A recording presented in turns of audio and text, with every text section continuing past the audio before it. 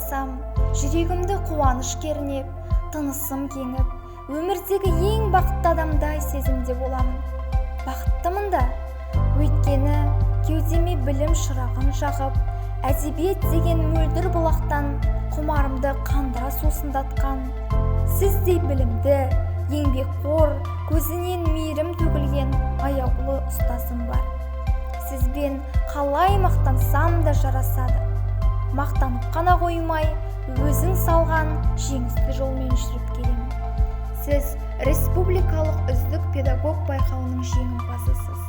Алтынсарин төс белгісінің иегерісіз.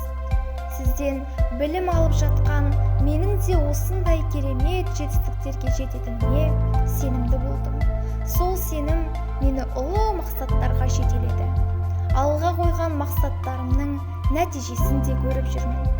Бұл жетістіктер сіздің адал еңбегіңіздің, маңдай теріңіздің нәтижесі. Аяулы ұстазым Зухра Алтынбекқызы, сізге мың алғыс.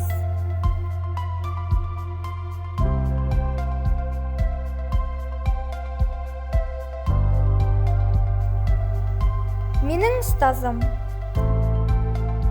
даналықтың дәнін себетін, ізгіліктің ізін ашатын,